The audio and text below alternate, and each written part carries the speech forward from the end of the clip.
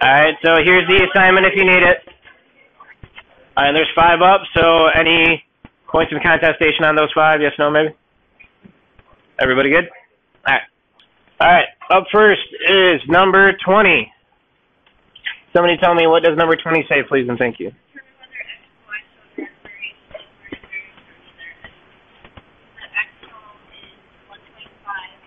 Oh, wait, it's an XY chart? Okay, sorry about that. How many values in the chart? Okay, 1.5 is?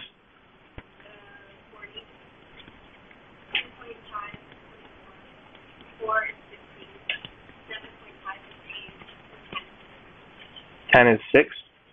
Okay, so take a look. Is this a direct correlation or is this an inverse correlation?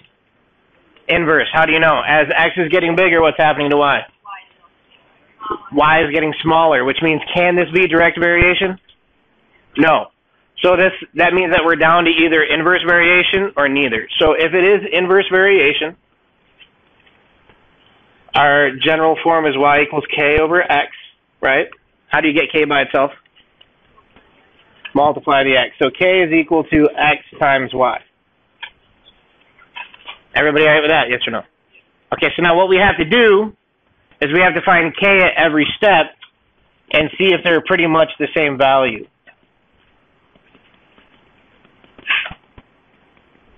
So what's 1.5 times 40?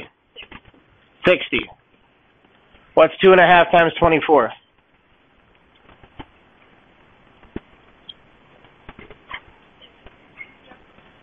4 times 15.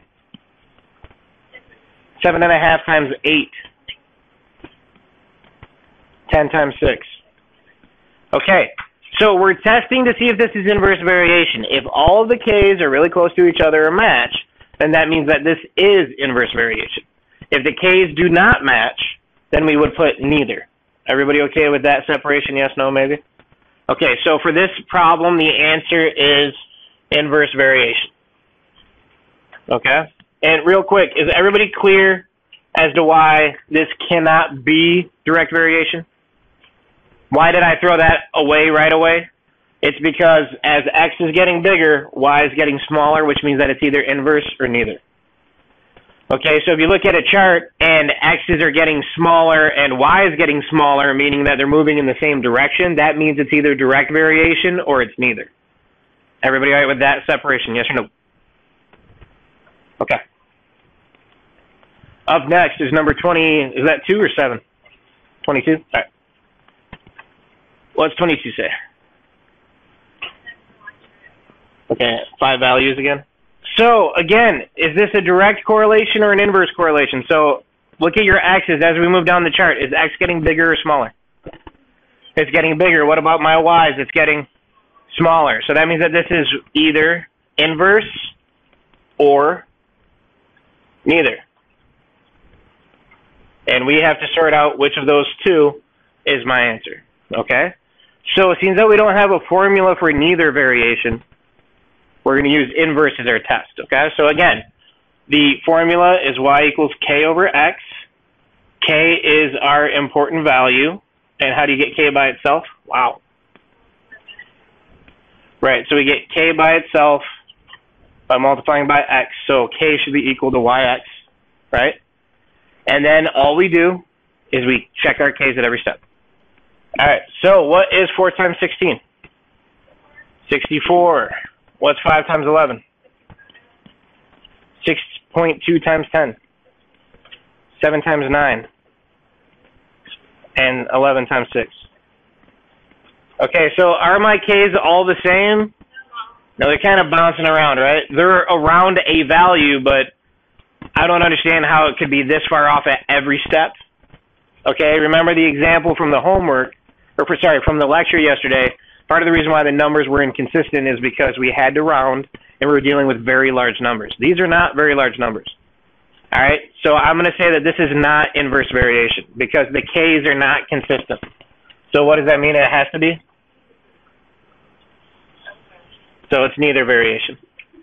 Okay, and the fact that we didn't even have any repeat, like they're around each other, but they're bouncing all over. So there's no way that's inverse variation. Okay, everybody good? Yes, no, maybe? Yeah.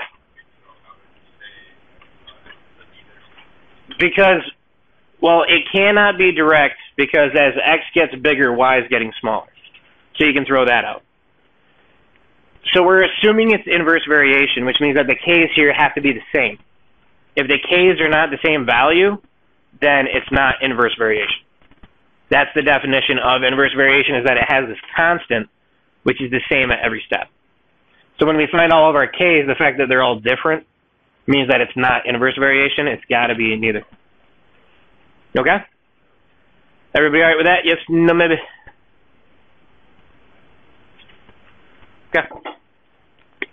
Next is number 31. What does number 31 say, please, somebody? Okay, and what's the relationship? Varies directly with y and inversely with what? Okay. All right, so x varies directly with y and inversely with z. So what's the first variable they give me? X. So what that means is that x is the piece that's outside. It's on the left, okay? What does direct variation look like? What's our formula for direct variation? Y equals k times x, right? And that's when y varies directly with x. Well, this, it says x varies directly with y. So instead of it being kx, it's going to be k times y. X varies directly with y. So this piece right here is this equation right here. X equals k times y. Everybody all right with that? Yes or no? So remember, direct variation basically means constant times variable. Okay, so direct variation means multiplication. Second part says that x varies inversely with z. So what's our formula for inverse variation? Y equals k over x, right. So do I already have my k? Yeah, so instead of it being inversely variable with x, what do I have? Inversely with what? Z. So what goes in the denominator? Z. And this is your final answer. So you're only going to have one constant. It doesn't matter whether you're using a or k. You're only going to have one constant of variation in your statement. Directly means multiplication. Inversely means division. Everybody okay with how that builds? Yes, no, maybe? Any questions? Last call. All right. So, 32. How are we varying? Okay. Y varies jointly with x in the square of z.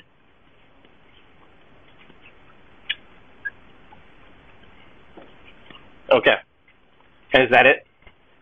All right, so what's our standard form for joint variation? Right, z equals axy. Again, though, how do I set up the variables? Exactly in the order they show up in the statement. So instead of a z being outside, what's going to be outside? Y, because it's first. Okay? So I'm going to get y equals a times the two pieces that it's varying jointly with. And how is it, or which pieces is it varying jointly with? X and the square of z. So there's my answer. Y equals ax z squared. You can write it with the parentheses or without. It does not matter. Okay? So you've got your constant of variation out there being a, and then the two variables that y is varying jointly with being x and z squared. Okay? Any questions on 32? Everybody all right? I know these are a little weird, but once you see them, it starts making sense. Okay? And number 33.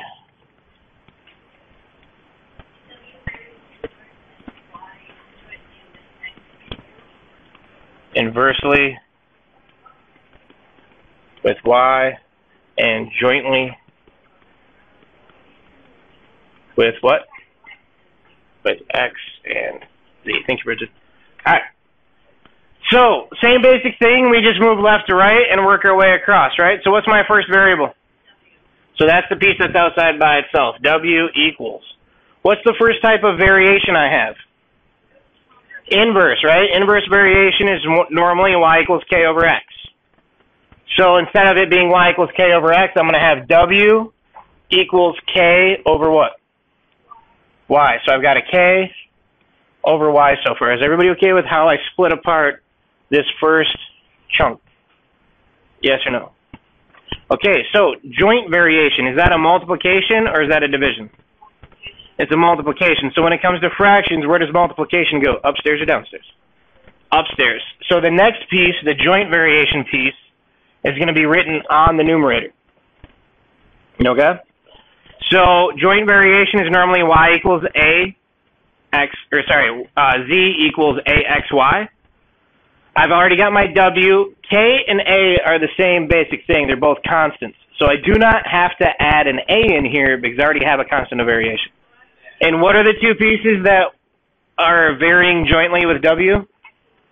X and Z. So up top, I'm going to have a times X times Z. However you choose to write that is up to you, okay?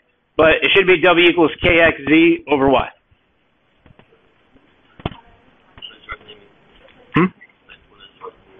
Jointly, it's like direct variation on roids. The standard form is that. So it's multiplied with a constant of variation instead of having one piece multiplied as two, which is why here I have a constant with two pieces being multiplied with it. Yeah. So if I Yeah. If I divide the 8 as y equals x over 8, that's still the inverse of this, but x has to be... Yeah, x has to be on the bottom. That's actually direct. Oh. On where your k is 1/8, and then your x is the x. Okay? So, like, yeah, if x is on top, it's direct. If x is on bottom, it's inverse. All right, so everybody all right with 33? Yes, no, maybe? All right, are there any other problems from the homework that you most definitely need to see done? Is there anything else jumping out like, holy crap, or are we doing all right? 22.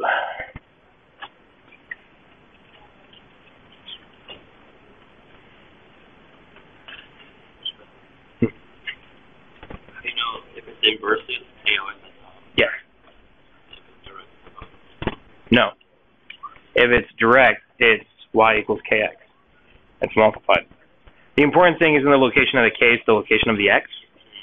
Okay, for direct variation, x is being multiplied, so it's got to be on top of the fraction. For inverse, it's on the bottom of the fraction.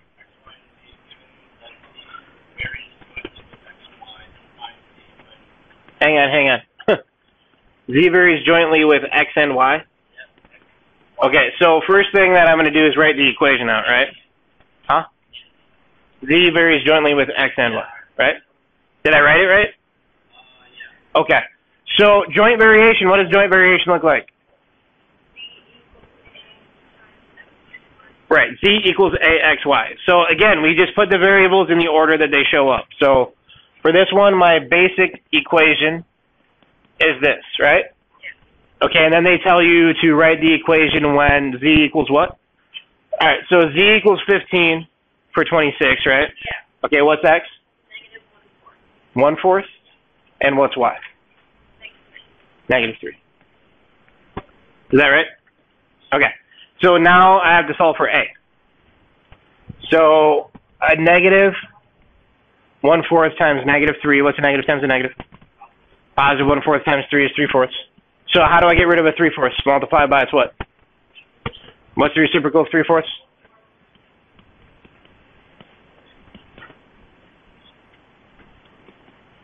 Okay, so real quick, what's 15 divided by 3?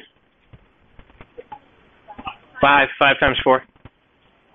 So I get 20 equals A, because the 4s and the 3s cancel out on the right. 15 over 3 reduces to 5 times 4 is my 20. Everybody okay with that so far? So far, all of this gets us 1 point. Okay? Point number 2, which a lot of people forget, is to actually take that number and do what? Write the what? Write the general equation. So that means that I take my constant and I plug it back in. So I get, So I get that. This is worth a second point. Okay, and now to get the third point, this is where you go back into the directions and they tell you what to use.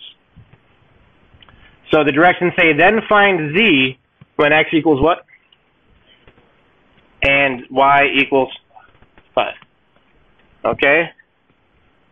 So negative 4 times 5 is negative 20. Negative 20 times 20 is negative 400. And that's it. All right, so all of the problems in this section are 3 points. One for the constant, one for the general equation, one for the specific solution. Yes, sir?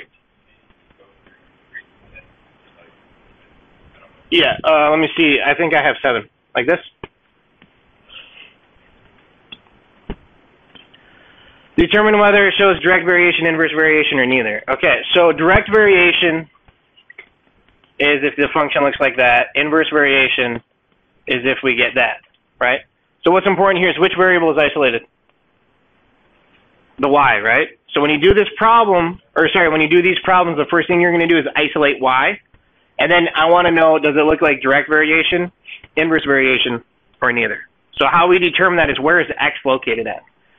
If x is on top or in line, it is direct variation because that means multiply x. If x is in the denominator, that means divide, so that's going to be your inverse variation. Okay? So if you take a look, y equals 2 over x. Is that direct variation or inverse variation? Inverse.